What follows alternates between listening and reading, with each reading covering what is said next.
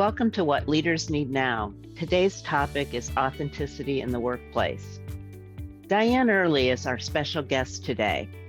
I've known Dianne for over 20 years, and most recently I've reconnected with her as a coaching partner and a What Leaders Need Now collaborator.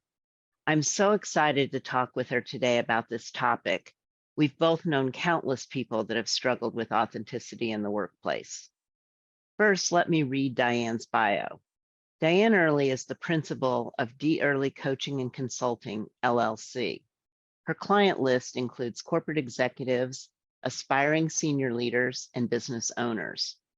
Dianne has over 2 decades of sales and leadership experience at major media companies like ABC, Gannett, Comcast, and Cox.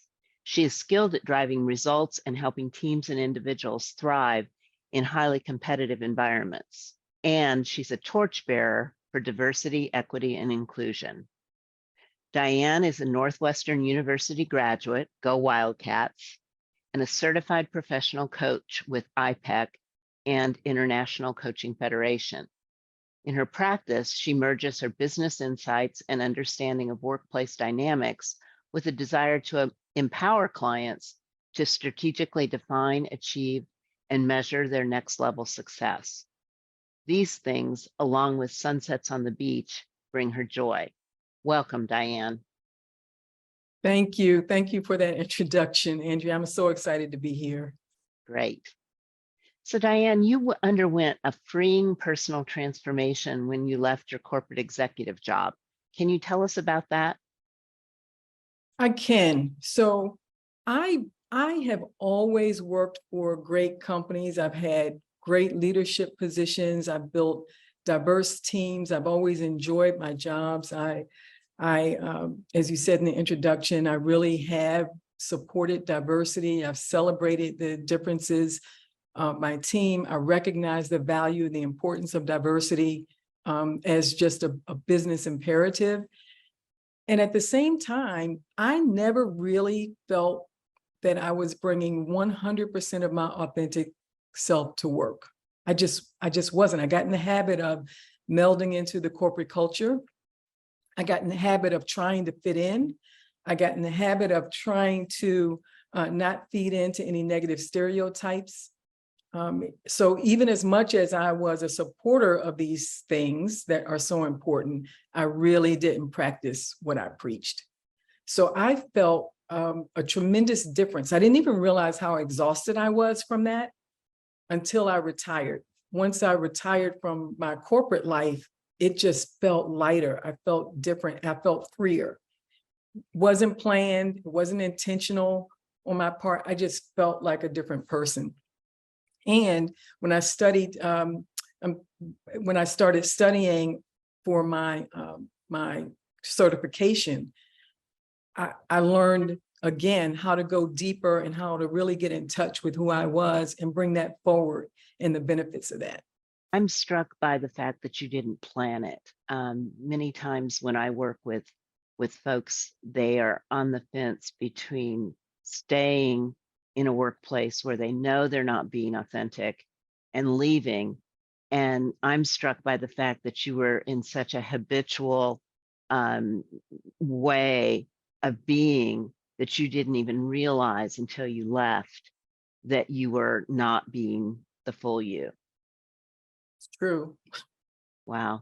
What was it about the coaching program you went through that led you to realize that you had been behaving in that way?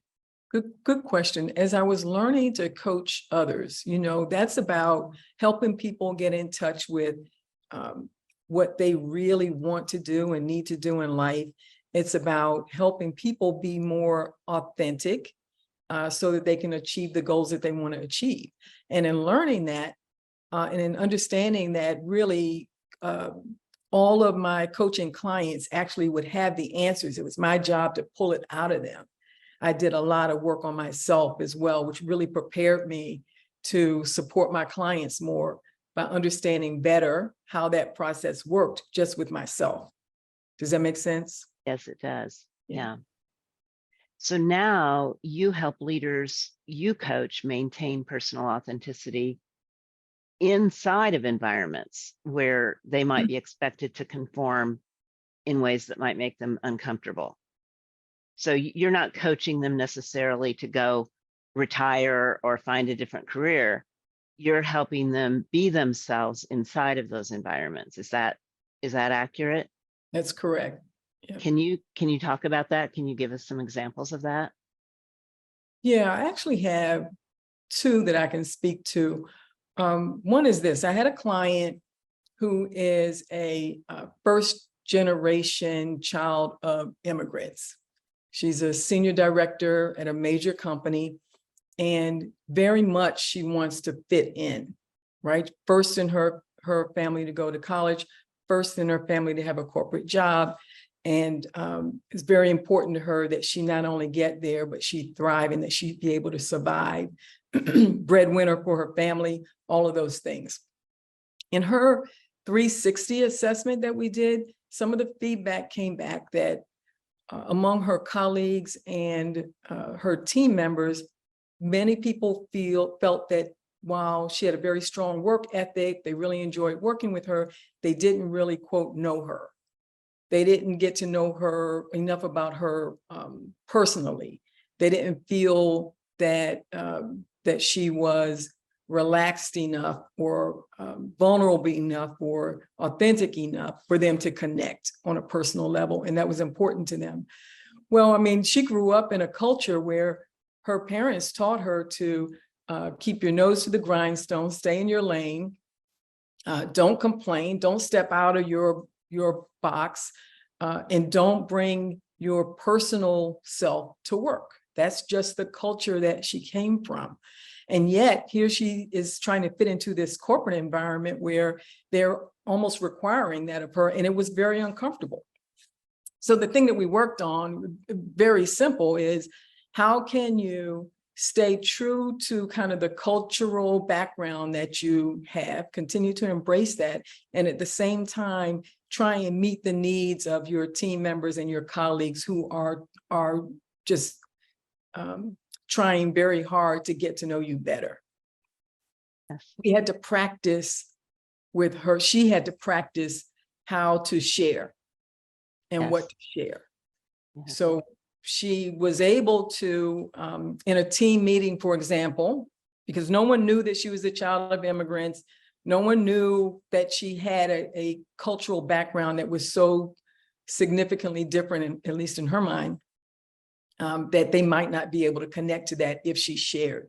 But what she did share in a team meeting was a story about a family vacation that she took with her children and her parents. And she was able to weave into that conversation without revealing too much that she might have been uncomfortable sharing or was too personal, how excited she was that her children were able to visit her parents' homeland and learn from them firsthand about the culture there. And that kind of opened up the door just a little bit where people understood, oh, she has some differences that maybe we can learn a little bit more about as time goes on. But she didn't have to start with, I'm staying in my lane, I don't want to share, I don't bring personal, she was able to share a story that everyone could connect to.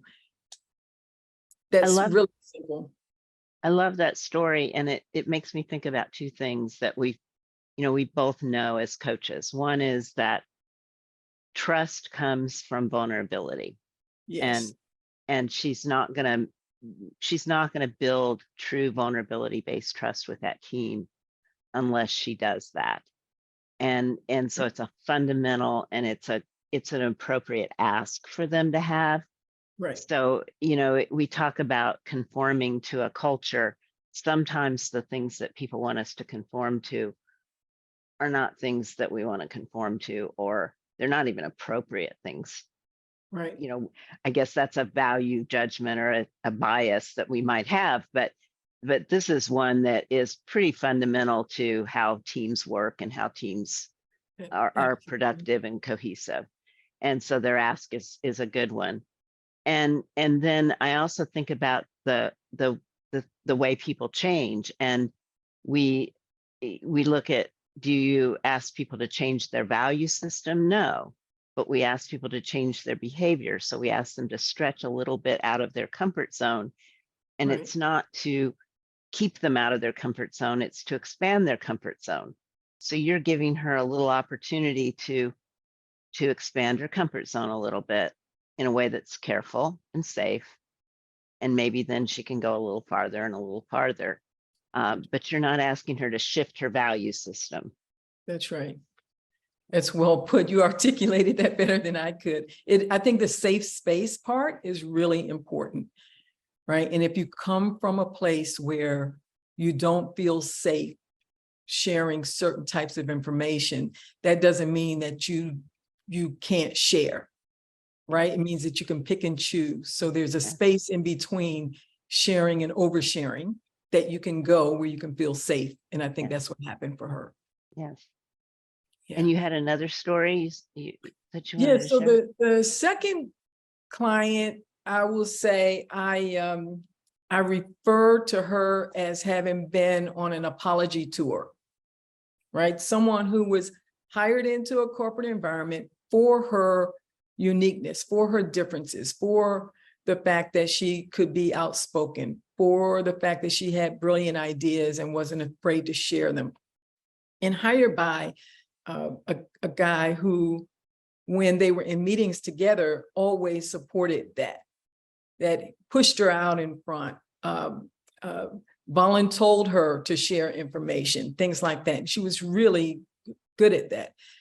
The problem came when she was in meetings where her boss was not, where he wasn't there to, I'll say, insulate her and push her out there.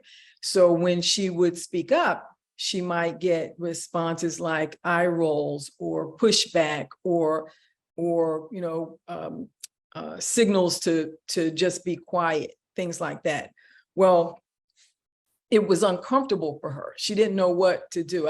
I was asked to speak up and speak out, but on most occasions now when I'm in meetings, I'm not comfortable doing that because of the reaction that I get. And yet, if she stopped doing that, there would probably be a penalty to pay from her boss because there was an expectation that he had set. And she didn't feel comfortable having the conversation with him because he would have expected her just to handle it, make that go away and do what he had asked her to do. The thing that we worked on there was for her to continue to speak up, okay, so that she had this natural inclination to speak, but because she was uncomfortable, she would apologize before she spoke. I'm really sorry to say this. I'm sorry to interrupt. If you don't mind, I'd really like to share something. She asked for permission when she spoke, and sometimes that permission might be denied, or she apologized for what she had to say, which instantly negated anything that she said after. So simple fix, stop apologizing. Stop apologizing. Continue to speak up. That's you, your authentic self. You're at your very best when you do that. Just stop apologizing and see if you can be comfortable with that uncomfortableness long enough to push through.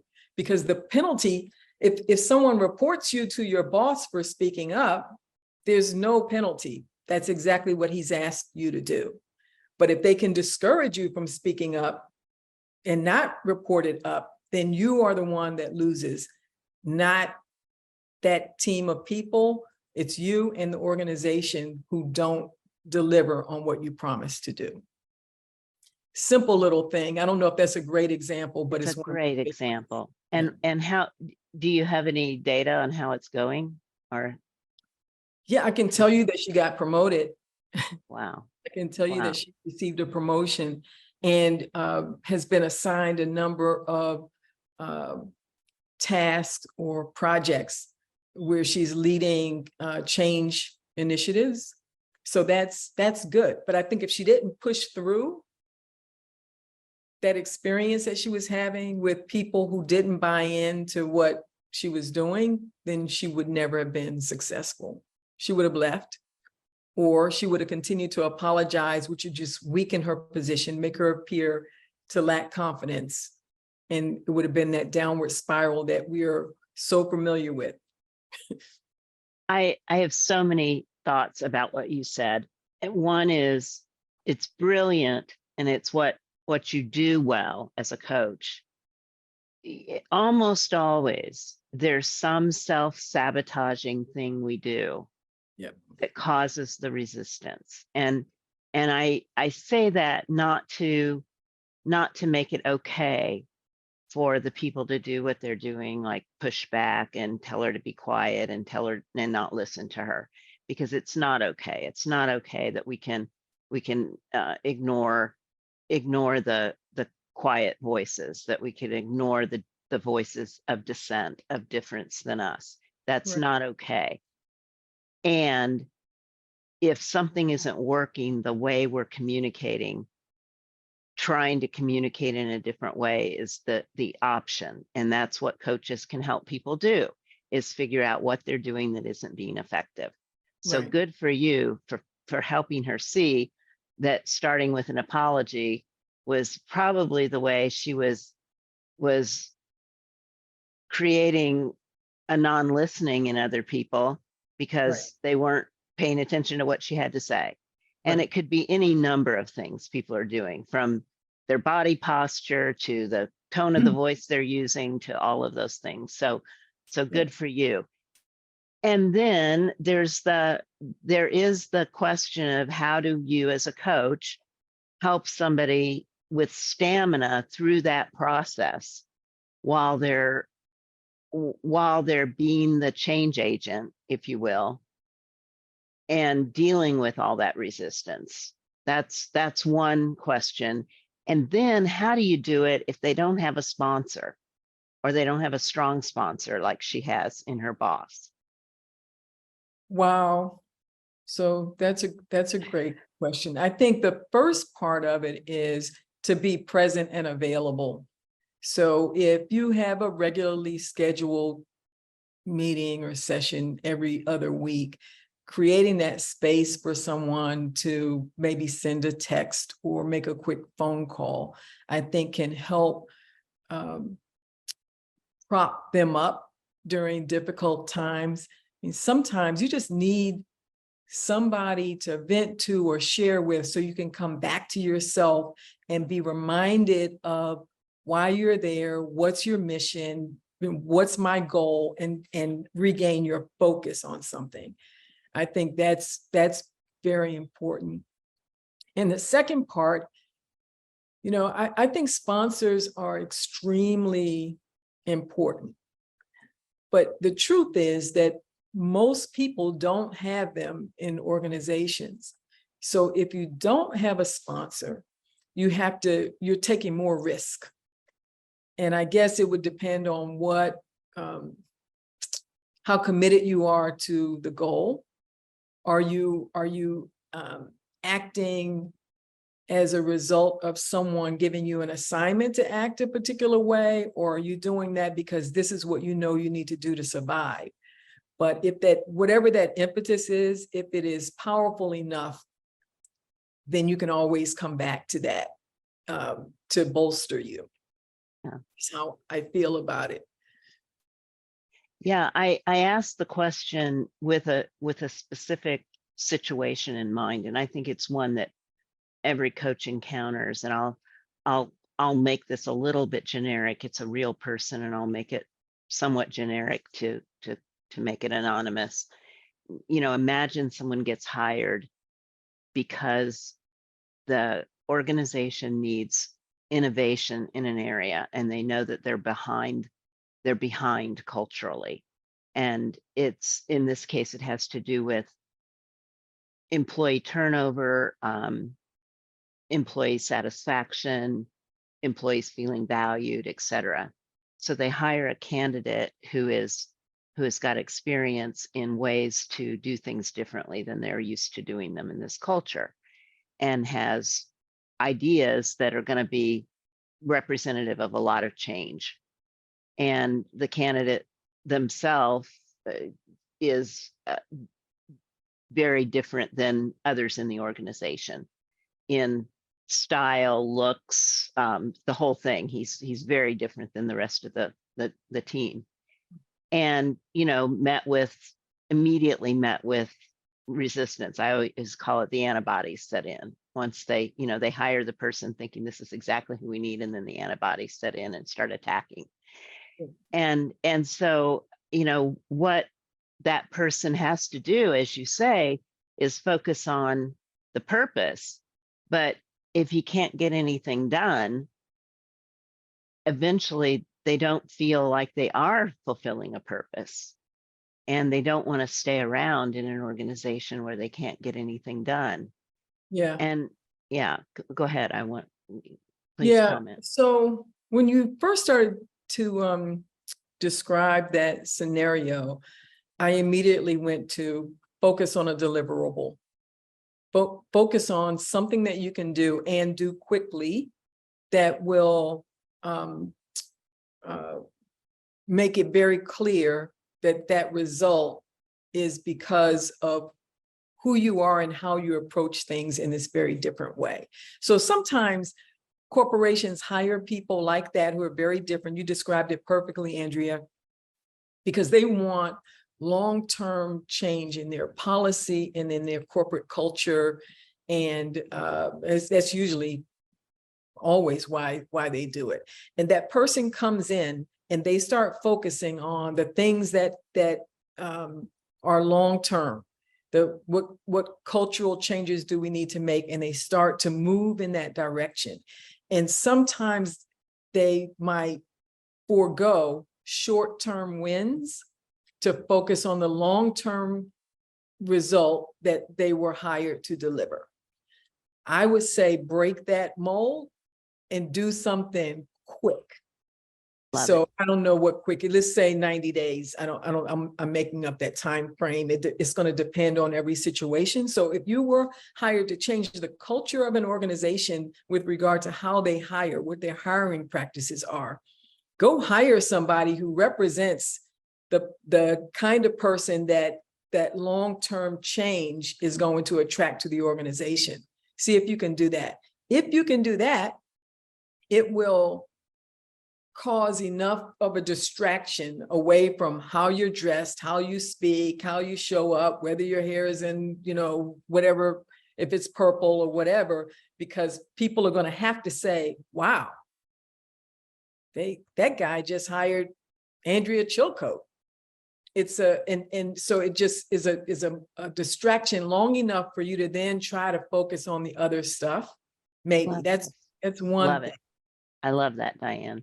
The second is maybe if you're in a position to be able to affect that kind of change quickly, then you're probably in a position to influence other people in the organization. Or let's say this, you're in a position to give others in the organization permission to also be authentic in some way.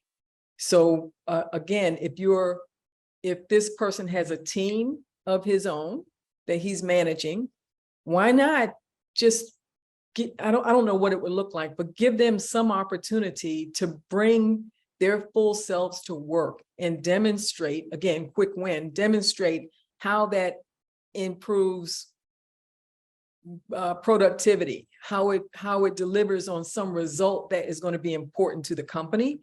And then the resistance kind of, I don't know, it starts to waver, because that resistance is that old school thinking that says, this is how we've always done things. We can't make this change. It's never going to work. So if you can break through that to show that something that you're doing actually does work, then maybe you buy yourself a little more time, just a little more time, you know, so you can work on the long-term changes that you came there for. I love it. Thank you for that. Both really, really good points. Okay. That's very helpful. Yeah.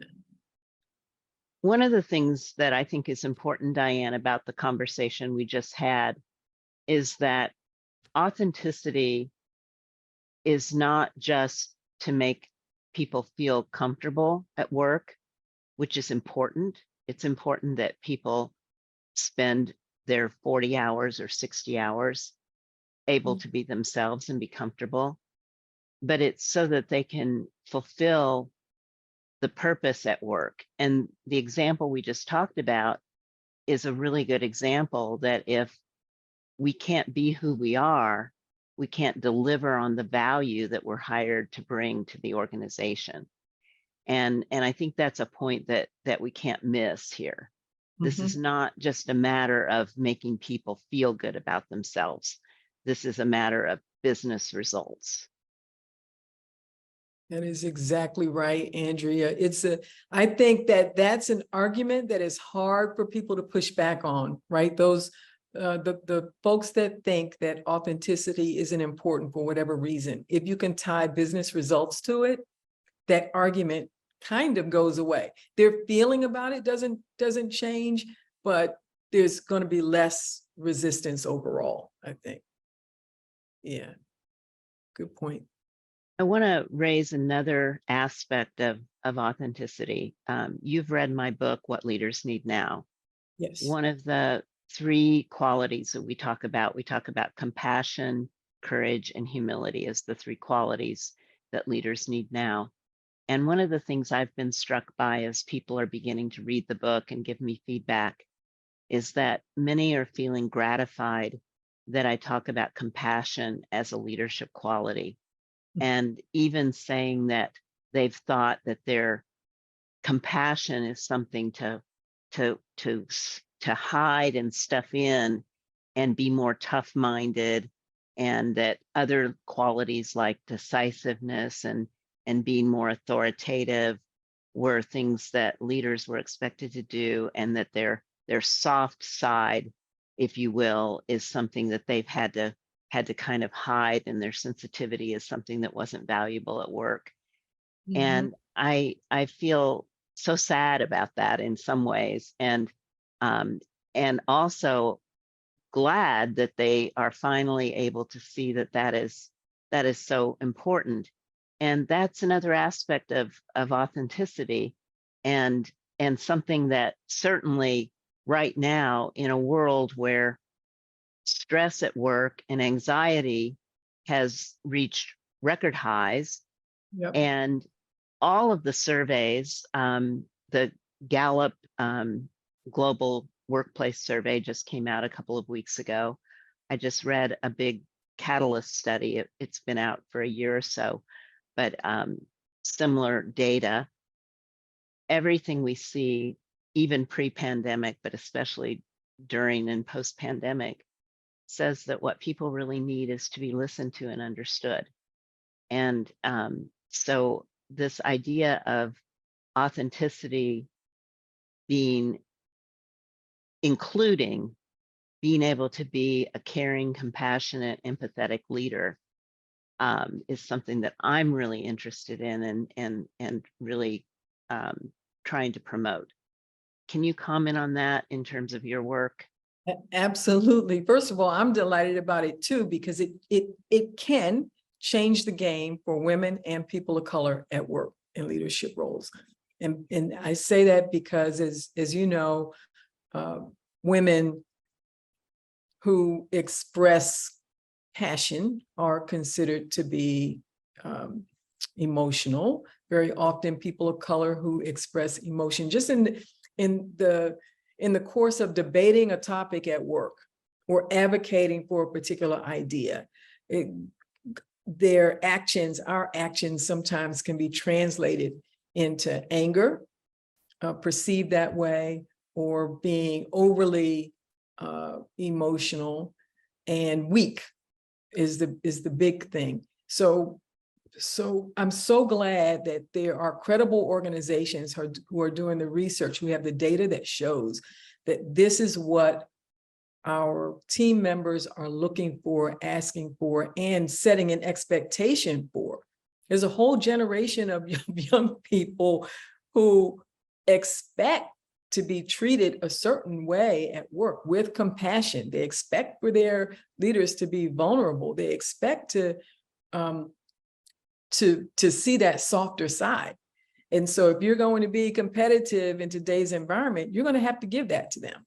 And I think that that is going to bode well for women and people of color in the workplace. So I'm excited about it.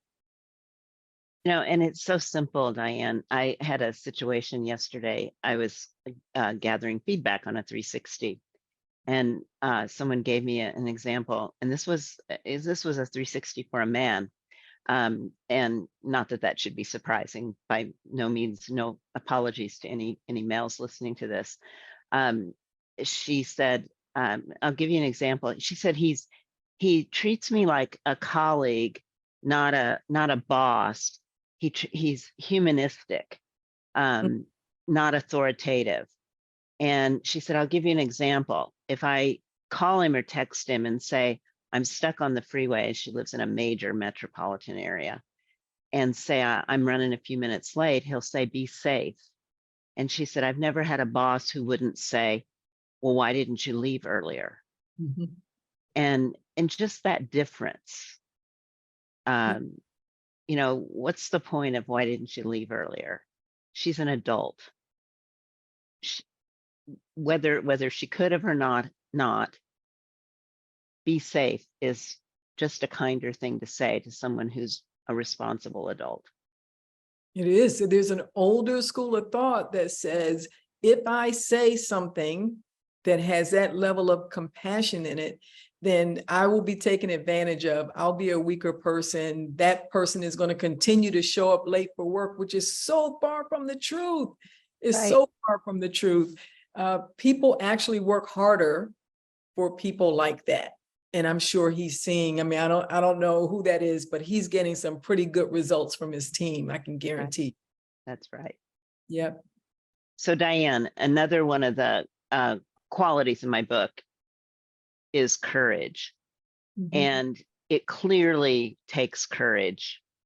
All of the examples we talked about, even if someone has support and a sponsor, even if someone has an executive coach to turn to, it takes courage to be one's authentic self in the workplace.